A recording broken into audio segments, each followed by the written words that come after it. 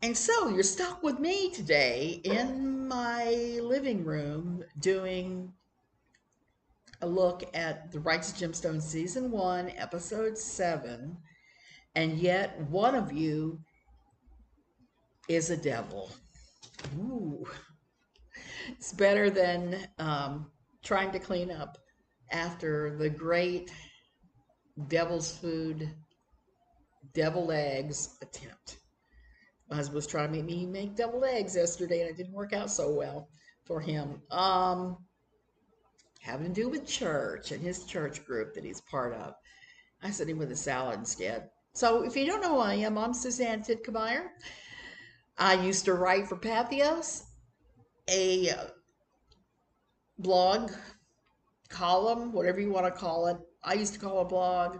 Pathos insisted we rebrand, so I call it a daily column. I wrote daily about the evangelical quiverful movement and the kind of evangelicalism that the Righteous Gemstones engenders. These are just my opinions. It's what I've come up with after seeing the show and having my experiences with my old crazy ass church. I'm just going to say it. I'm going to throw that out.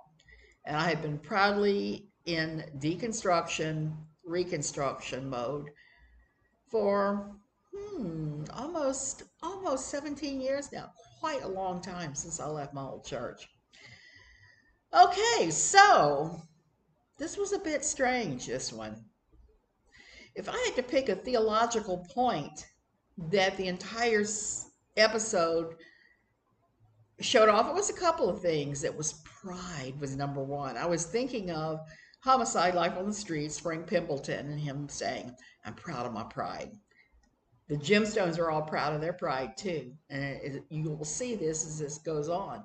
Some of them, dare I say, go into showing off. There's not much modesty. There's not much, and by modesty, I don't mean not showing your jugs. I mean of spirit, not bragging, being decent and in order, and not showing off your wealth, all of that.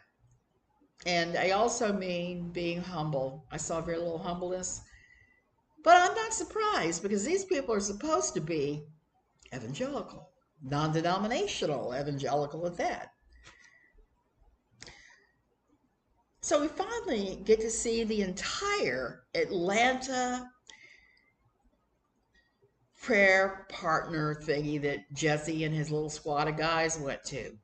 We get to see it from the perspective of Gideon, all the way through when Gideon leaves, which is right at the same time that the ladies of the night arrive. So he has realized that his father is up to some kind of shenanigans. So he placed his cell phone where it would record all of this nonsense. And that is how we ended up with this video that Scotty has been trying to use to blackmail Jesse snorting some kind of drugs. Chad sleeping with a prostitute on tape. And let me throw this out, even though I'm saying hookers, prostitutes, whatever. I have nothing wrong. I have nothing against that kind of work. If you're fully adult and you want to be a sex worker and you're not being exploited or trafficked or any of that, and you're not hooked on drugs and you want to do this, go for it. World's oldest profession. I don't see that legalizing it or making it illegal makes it any easier or bans it. It just doesn't. Men are going to do that kind of thing. So we see this whole thing from Gideon's perspective. And Jesse is going off on Gideon during that little thing and was telling him that if he doesn't cooperate and go down to this other room that Jesse got him on another floor so him and his friends could have fun, that he's going to scotch Gideon's trip to Los Angeles to become a stunt person. He says this to Gideon, says, people in Los Angeles hate Christians. I don't think so. There is a branch of even of Hillsong there. So they don't hate Christians. It's just not as much use for religion there as there is a lot of other places in America. Cheers.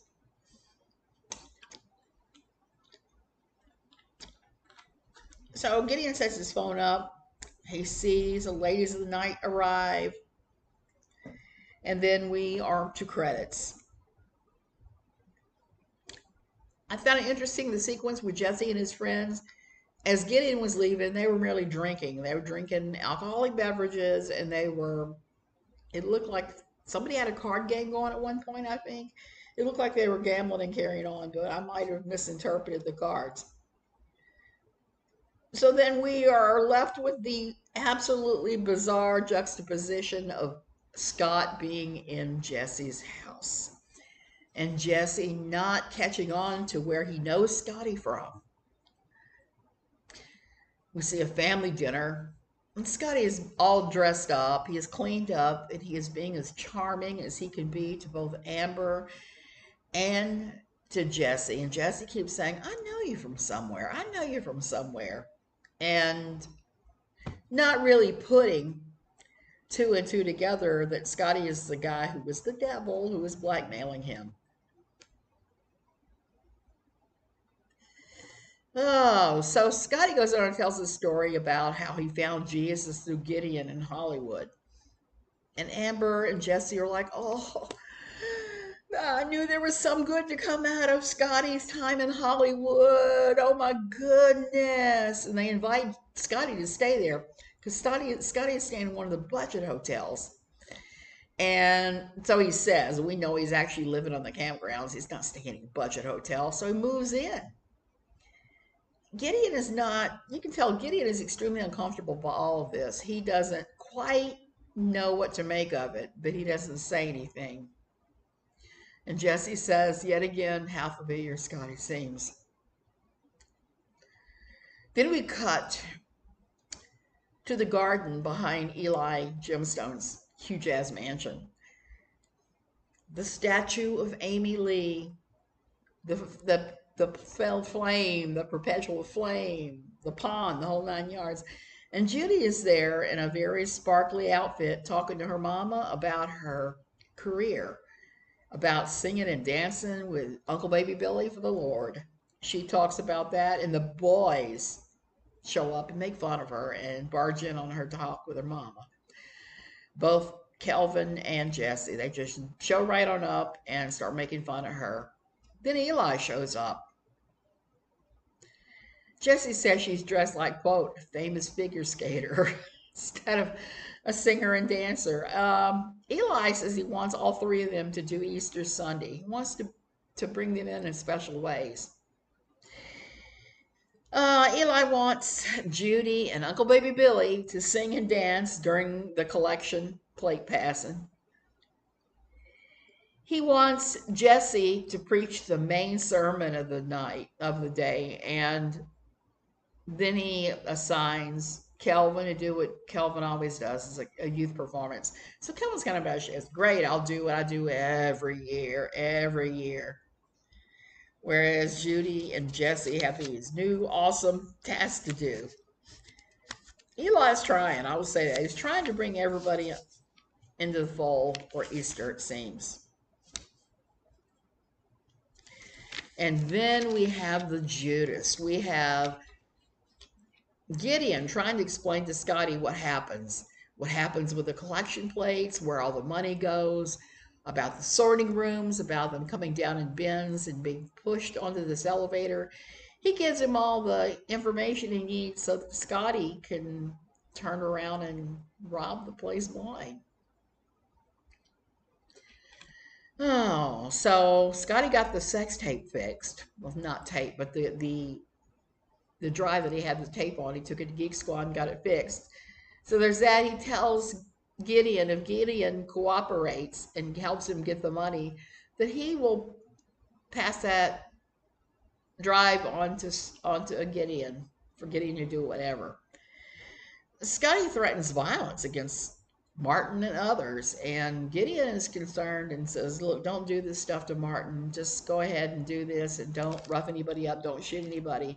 And Scotty is saying, I'm making no promises at all. Then we have Uncle Baby Billy and Judy getting ready to rehearse. And she tells him all about how Eli wants them to do the collection part of the service, that wants them up there singing and dancing while the collection plates are being passed. And he shoots her down immediately. He hops all over her and just shoots her down and makes her feel like, you know what, calls her the B word, and he says, "You belong to Uncle Baby Billy now." And you can see how frustrated this makes her, that he's not interested in taking up Eli on his offer at all. BJ speaks up. He's there with Judy. He speaks up and he gets chewed out. He gets chewed out hard by Uncle Baby Billy after he speaks out. And Uncle Baby Billy orders Judy to tell him to get the heck out of there. And she does, unfortunately. And it's funny because Uncle Baby Billy is saying some of the nastiest things about Eli, calling him "Look at me, Larry." That was one of the few nice things. And he was saying that he would perform oral sex on a man in public if he thought that he could make money off of it, but much ruder language than that. And you could tell Judy is torn. She's torn between doing what her father requested and making Uncle Baby Billy happy. So that's Judy's dilemma. The gemstone yacht. You remember I was talking about pride and showing off. There's a lot of that going on. Judy was showing off. Uncle Baby Billy was showing off. Everybody so far has been showing off, except for maybe Eli, who was trying to give everybody a part to play. Taking the yacht out is definitely prideful and showing off. So he takes the family, the gemstone yacht out, and they have a long conversations where Scotty tells them about his father being in prison. Jesse offers to be Scotty's daddy, he says, and he hugs him. They hug it out. And you got Gideon over there to the side looking kind of strange at the whole thing. And you know, Scotty has got that gleam in his eye. He's looking at this yacht. He's looking at everything else. He's looking at all the bragging, prideful possessions that have been going on the entire episode so far. And then we get to Easter. Easter Sunday, starting an early morning prayer circle 2 hours before the service. They're all praying. They're all there, including Judy and BJ. After they finish praying, Judy drops her bombshell on Eli and says that she won't be performing. And Eli is upset because this is 2 hours before the service. What is he going to do? They're going to have to rearrange the service. And it's a big deal. I think it is, because in many churches they print up the program in advance, so they're handing those things out. They're handing out their little things, and it will have Judy's name on there and Uncle Baby Billy's, and talk about the song. But they had to scramble at the last second to fill everything. Judy has a conversation with her father Eli and tells him that she's grown now, even though he doesn't really want to act like she's grown and give her a chance. She made me laugh so hard with a quote about, "I wear regular women's panties with a string up my butt." That was pretty funny, and some other things she said that I can't really repeat here because YouTube would spank me. And then the service starts, and we have this big, huge, humongous production. This big church, there's lights, there's bands, there's a choir singing, there's all kinds of stuff going on. It's like a multimedia spectacle. Eli comes out and he humble brags about the number of people throughout the world that are watching them in that very moment. He is very proud about it, you can tell. We get to see the service. We get to see parts of the service. Kelvin leads the teens and the preteens and some hip hop dancing, which is kind of funny because we get to see Kelvin do a little hip hop dancing too, and it's kind of funny. He's a little old for that, but he didn't know that. Then we see Judy with BJ in her dressing room at the Gemstones Prayer Center in Locust Grove, and they have an enormous fight. the fight is so big and goes on for so long that he breaks up with Judy. He just walks out. And Judy tells him, if you walk out that door, it's over, it's over, it's over between us, and chases him to the parking lot. And he doesn't walk away from that part. He starts running away from her. He runs across the parking lot away from her to get away from her, and they're split up at that point. We cut to Gideon coming out of the bathroom after having puked his guts up.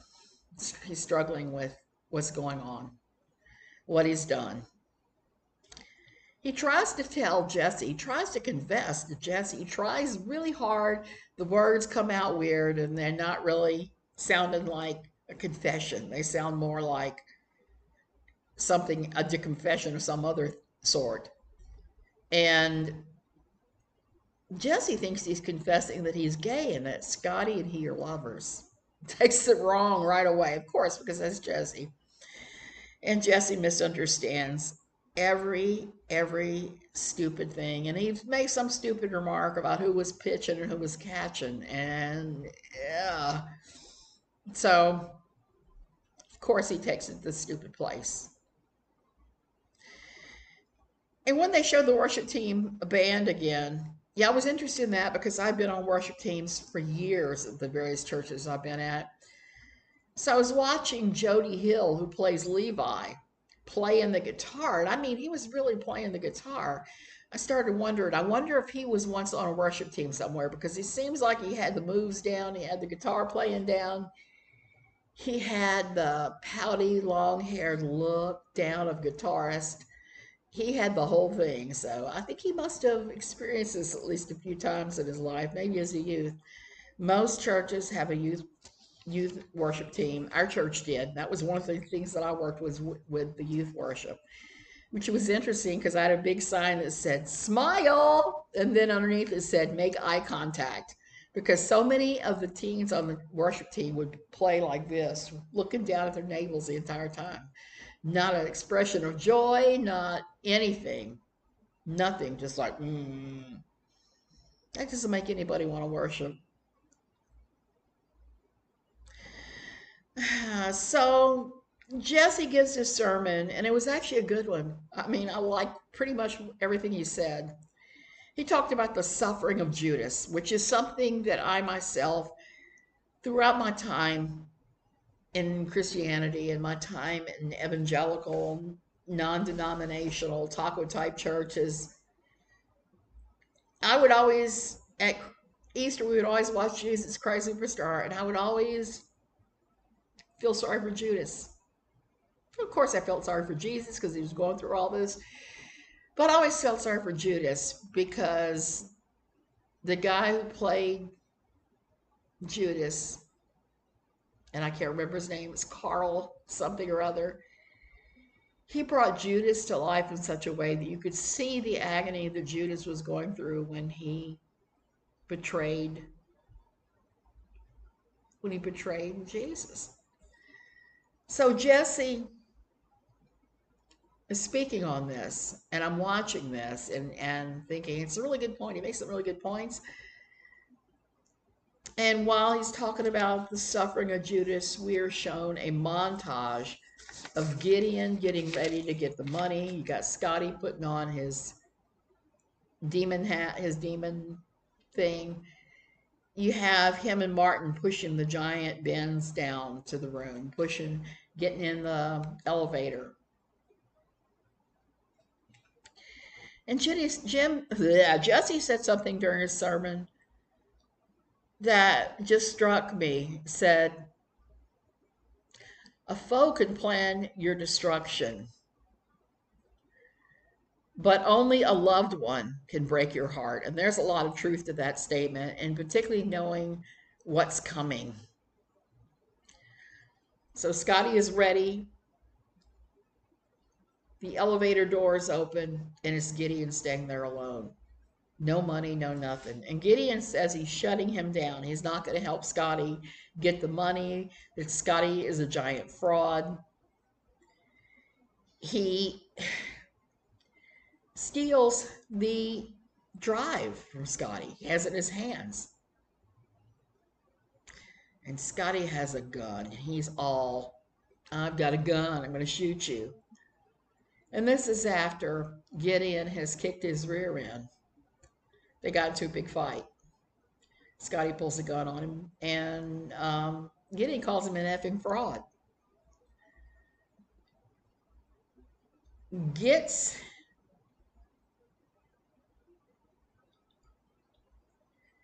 in the elevator and rides away. And Scotty doesn't stop him. Then afterwards, we see Amber and Jesse back at their house, and Jesse is like laying on the kitchen island. I would get on my husband if he laid down on the kitchen island. I would say, get off of there. Stone can't hold you. But Amber doesn't do that. She is stroking Jesse's ego. Jesse's bragging about how Easter went, how it was the most amazing thing, and how God was there, and how he did all those wonderful things. He's bragging on himself. So you have that inflated ego, that pride thing going on yet again in another facet, because that was kept popping up again and again and again. They're eating candy out of the Easter baskets, which kind of gave me kind of a giggle, because we always used to do that. We were always eating candy, little kid stuff. Gideon shows up, and he tries to straighten out his father's misinterpreting what he said, that he was gay and that Scotty was his lover. He shuts that down. Even though Jesse says, "You sure not bi?" Well, that was kind of funny. And he said, no. And they have a nice conversation. Jesse stops his bragging, gets off the countertop. And the next thing we know, Scotty is back on the compound, and he steals his van back right in front of Keith. It was hysterical. Keith is taking out the trash, trudging around with his trash bag, looking like, and he steals it right in front of Keith, almost hits Keith. And then Keith giggles and says, "Car pranks." I laughed. Car pranks. And then it takes a violent and crazy turn. Scott takes Jesse hostage. He really breaks Jesse's heart. He tells Jesse of Gideon's role in the entire thing. Tells him about that. And that Gideon planned it. Gideon looks down when Scotty's trying to start the van, because the van won't start up. Jesse's handcuffed to the back. And ironically, Amber is at that moment taking her gun out of her purse and putting it in her gun closet. She's unarming while her husband has been held hostage and is handcuffed into the van. A moment when she could have went out there with the guns that Amber has in that gun closet and gotten her husband away. Gideon looks out the window and sees the van and goes, "Oh, you know what?" and runs out there. Well, he gets taken hostage too. And then they drive. So Amber's put away her guns. They're driving away. They get to Eli's house, and Scotty threatens to kill Jesse. Puts a gun to Jesse's head.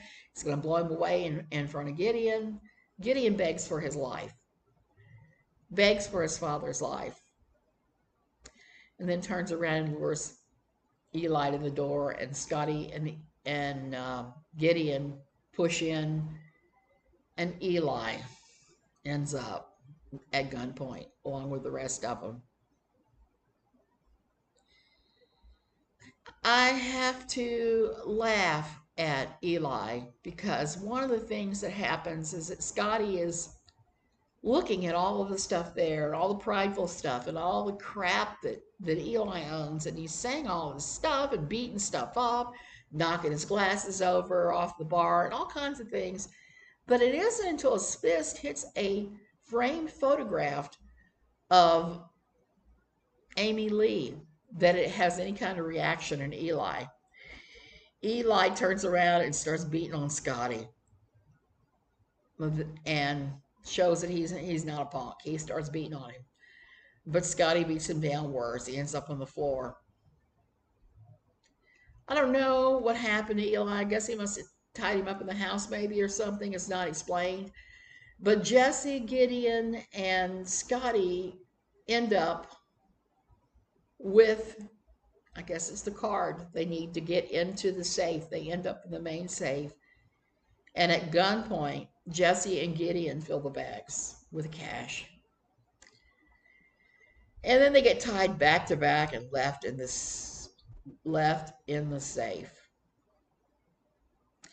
And it's kind of sad because one of the things that Scotty says as he's getting ready to leave is he tells Gideon, "You broke my effing heart."